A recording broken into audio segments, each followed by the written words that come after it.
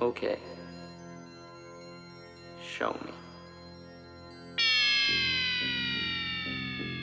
Hi there guys, welcome back to the Dutch Sheet channel. Thank you very much for tuning in for a first look at this new quadcopter. Brand new, and it's been on pre-sale. I'm not even sure. Disclaimer, I got a discount from Diatone on this quadcopter. I didn't get it for free, I got a discount and I got a t-shirt. Thank you very much Diatone, I like the t-shirt. And I like the quadcopter so far, and I haven't flown it yet. I got it in today and it's raining cats and dogs at the moment. So yeah, I'm excited about this quadcopter, so I felt like doing a first look video, and well, maybe you are interested in this quadcopter as well. It is a Cinematic Freestyle quadcopter. At least that's what I think it'll be, because it's pretty powerful and it's got a 4K action camera, the Caddx Tarsier, you know that camera by now. And yeah, and it's got a lot of room in its frame, as you can see, 2 full stacks. In this video, again, we're gonna take a close look and I'm gonna tell you what I think about the build quality and the components they chose. And well, I'm gonna make an educated guess as to what this quadcopter will be like. And well, let me see. Yeah, I'll also tell you what receiver I'll use and what battery I'll use for what it's worth. And in separate videos I'll do flight impressions with this Diatone. What's it called? It's actually a cooperation between Diatone and Airblade UAV. The frame is from Airblade UAV. It's called the Intrepid version 2. So this is, for as far as I know, the first time Diatone is doing a cooperation like this, in which they don't build their own frame. So yeah, okay, enough blah blah like this. Let's take a close look at this quadcopter. And there it is, the Diatone Airblade Intrepid Cinematic Freestyle quadcopter. Now this might be as good a time as any to show you some specifications, so here they are. And if at a later time you want to look at these specifications again, they are also in the description of this video. So you can look those up at your own leisure. And the highlights of these specifications for me is that it has a new version of the F405 stack from Diatone, the MK2 version of that stack. Now obviously that's an F4 stack, F4 flight controller, and it has an 4S capable ESC, 4-in-1 ESC. So yeah, so it's not a 6S quadcopter, and I'm actually happy about that. I don't need 6S for my freelance quadcopters, but just so you know, if you are, then this isn't the quadcopter for you. And it has a TBS VTX, which is great, excellent actually. And it also, and I'll show that in a minute, has a brand new TBS FV antenna, which is great. And what's more, yeah, the motors, they are 1408 motors at 4000 kV. So that's not a huge kV, which makes it definitely a 4S quadcopter in my book, right? Yeah, it'll probably fly on 3S, but again, I would want to fly this on 4S definitely. It comes with these Gemfan 3052, so pretty aggressive propellers. If you'd want to extend the flight time a little and are looking for a more smooth flying quadcopter, you could opt for some propellers with a more shallow pitch. I will probably like these propellers. I have these propellers on several other 3-inch quadcopters, and yeah, I like me a little bit of aggressive flying. So super smooth flying just isn't my thing. That's a personal thing, of course. And yeah, I think with these propellers the quadcopter will really perform well as a freestyle quadcopter. At this point that's just an assumption, and we'll see in my flight videos, of course. As mentioned before, 2 full stacks. and with room to spare actually. The quadcopter does not come with a receiver, at least the version I have here. It doesn't come with a receiver, but there's plenty of room, well, behind the camera setup over here for a receiver. Or, and I'm not sure if you'll be able to see that, but below the Tarsier board over here, there's also a lot of room for a receiver. So, and you can actually access that from the rear over here. Quite easy.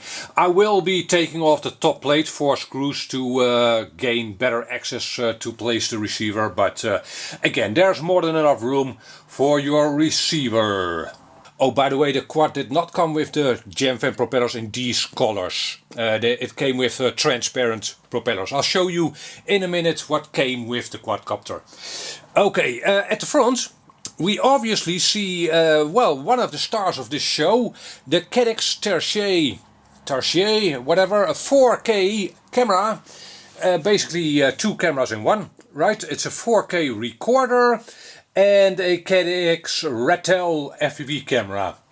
And that kinda should take care of the gripes a lot of people, including me, have with the Runcam Split, for instance, or the Foxeer mix systems. You are flying with a compromise, and that compromise is a recording camera that also acts as an FPV camera, or the other way around, and neither is optimal in that case. Those systems do always lean towards better recordings than actual FPV feed, and well, if you've used systems like that, you know. On a good sunny day in an open field they work just fine. If you are flying in well, less favorable conditions, this should work out a lot better. And again, I'm very much looking forward to flying this. I hope it'll do great. Just like you, I've seen a couple of recordings from this 4K system by now, and I was pretty impressed. I have not seen a lot of DVR recordings. And yeah, we'll just see. Okay, and at the back end of this quadcopter we see, like mentioned before, this TBS, Team Blacksheep, new Triumph Pro antenna. Brand new. They were released a couple of weeks ago. But well, this Diatone quadcopter already has it stock installed, which is, well, above and beyond. I was surprised to see that. I was expecting a Foxeer Lollipop 2 or 3, which would have been fine, but well, excellent, thank you very much. Okay, so the electronics I have full confidence in. Diatone can build quadcopters, right? And well, I have several 3-inch quadcopters from Diatone, and I love them. So I have no reason to expect this one to not fly well. The Caddx Tarsier camera, well, like I said, I've seen a couple of recordings from it, and we'll see. I hope it'll do fine. The frame then, this Airblade UAV Intrepid version 2 3-inch quadcopter frame. Is it a beautiful frame? Well, that's subject to personal taste, of course, but if I'd compare it to, say, a Gap RC Cignette, I think the Gap RC frame looks elegant. Maybe even better designed? Well, better for looks at least. This Airblade frame looks and feels like a tank. Yeah. It looks made to take a hit or 2 or 3, and it well, it has 3mm arms, separate arms.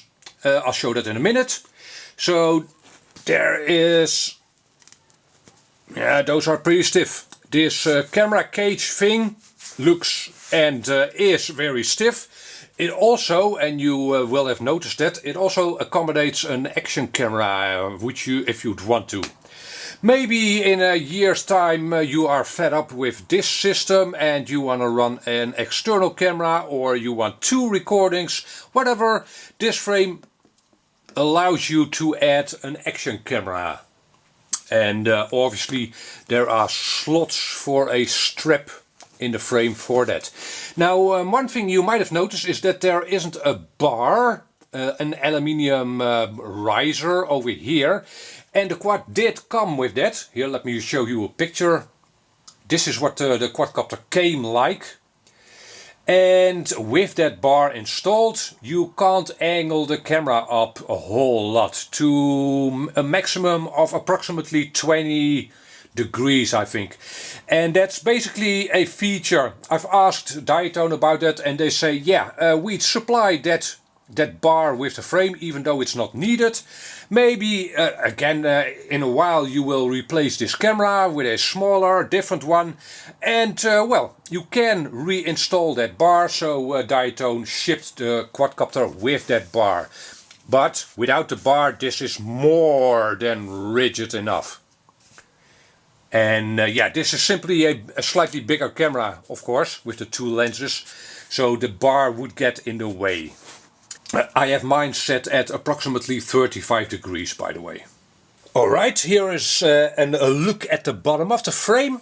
And if you are familiar with this frame, the Airblade Intrepid frame, you will notice a couple of differences, slight differences. These aluminium things are something that Diatone adds. That's not a standard feature of the frame. This is, by the way, the front. And the arms are ever so slightly different.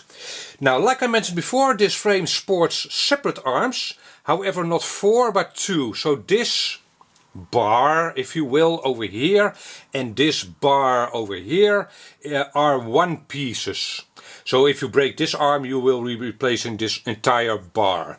And I think that's a reasonable compromise between no separate arms and 4 separate arms. For a 3-inch, I think completely separate arms will make the thing too heavy. In my humble opinion, of course. But, well, and they did want to give us replaceable arms. So with this setup, it only takes 2 instead of 4 screws to tie them down. Yes, this does make the frame a little heavier. And to be completely honest, I would have been completely fine with a one-piece bottom with non-replaceable arms. Who knows, maybe you are adamant about having separate arms, replaceable arms. This frame sports replaceable arms. Okay, and these plex over here, aluminium blue plex, are, I'm not sure if they stiffen the frame. Maybe they do. Maybe they are there for looks or to protect the carbon fiber. These, however, these squares, I can definitely see those stiffen up the center of the frame. And again, these don't come with the stock Airblade frame. And I'm not sure what they do. Again, maybe they stiffen up the frame. Maybe they smother the frame a little, smothering certain vibrations. I'm not sure. And it's fun to see that they have approximately the same color of blue as the Tarsier camera. So that's, well, that's a nice touch, of course. And you won't be able to really see that, but the tie wraps that hold down the motor wires act like landing feet. A little bit, of course, but yeah. Funny touch, actually. Now, I want to show you 2 more things about this new Diatone. What comes with it. And what the Betaflight configuration is like, to see if there's anything missing, anything strange, mistakes. I've already had a look, there are no mistakes. But well, we'll take a look at that anyway. So let's first take a look at what comes with this quadcopter. Alright, one thing Diatone always gives you is this diagram of the electronics, which can also be found on their website, of course. But let's see. Oh, this is for the F405 MK2, so not the Mini. This might be a little confusing, but well, on the other side you'll find the diagram for the F405 Mini MK2, which is the stack that's in this quadcopter. Flight controller with all the connections, the ESC board with the, well, ribbon cable to the flight controller, and well, they basically show you how to hook up VTXs, cameras, receivers, different types of receivers even, a buzzer, and LED boards, and you've got some specs of the stack over here, and well, that's very nice, well done. You also get a decal sheet. You get it with all Diatone quadcopters basically. You get a warning label. The only site is www.diatone.hk. Okay, and support email address. All right, thank you very much. You get a set of propellers, and they will be hard to see in camera, of course. But well, these are transparent Gemfan propellers. Then we get a care package, so let's see what's in this care package. We get a bunch of tie wraps to maybe tie down your receiver antenna. And well, this goes for most any quadcopter manufacturer. It would be nice to also ship quadcopters with some shrink tube to actually attach the receiver antenna to these tie wraps. Oh well, okay, you get 2 extra battery straps. Remember, the quadcopter already had a battery strap, so 2 extras. And they are actually of different length, I think. Is that true? Yeah, this one is longer than this one. So maybe, well, for bigger packs, I guess. You get this cable, which is a spare. This is the cable that goes between the ESC board and the flight controller. There's obviously already one installed, so this is a spare. You get some anti-skid pads for your battery, 5 of those. This is the actual bar that was installed at the front of the camera cage, so I obviously removed that. You get a controller for the FPV camera, so to change settings on that Caddx FPV camera. You get some prop nuts, 4 in all. Diatone, maybe it would be nice to add some spares of those, but not that important. Okay, you do get spares of every screw that's used on the quadcopter, so all the screws you see here are spares. Very nice, and Diatone does that on most any of their quadcopters, for as far as I know. And you get a buzzer, so the buzzer isn't installed. Basically you can use the motors as buzzers, but if you want an actual buzzer, it is supplied with the quadcopter. You just need to install it. You get an XT30 connector in case your battery doesn't have an XT30 connector, so you can solder that on. And you get some spare plastic nuts for the flight stacks. And that's it. Now, I almost forgot, but I promised to tell you what lipos I will be using on this quadcopter, and these are the lipos I'll try. This is a 4S graphene, the new Panthers, and it's a 650 mAh. However, these ratings from Hobby King, it's probably more like a 750 mAh 4S lipo, which is fine. And I'll also be trying this lipo, the Tattoo Airline, 850 mAh. This is a version 1, so a 95C lipo. Yeah, I do hope that there will be version 3 lipos from Tattoo. Those are a little lighter and they have a higher C rating. So, okay, but what is the total weight of the setup with these 2 lipos? Let's have a look. Alright, the quad itself is 172 grams, 172, and with the 650 mAh graphene 4S, that comes down to, ooh, it's over 250, 261, yeah, and with the R-Line 850 mAh 4S, it'll be at, yeah, that's a little heavier, obviously, 275 grams.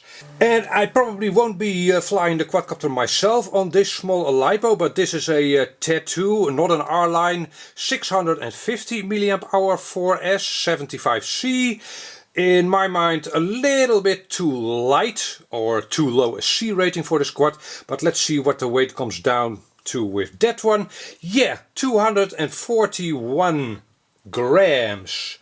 So if you are looking for a sub 250, You can, and if the flight time would be too low on this Lipo, just get a bunch of them and then presto, you have a long flight time. Yeah, especially with this Lipo, I'd be going with less aggressive propellers. Otherwise this Lipo just can't keep up. Just so you know, but it is an option and it comes down at below 250 grams. And with that, let's take a lookie at the Betaflight configuration of this quadcopter. Alright, Betaflight, let's have a lookie. Connect. Alright, the first thing we want to see is its version. Well, we already know the version.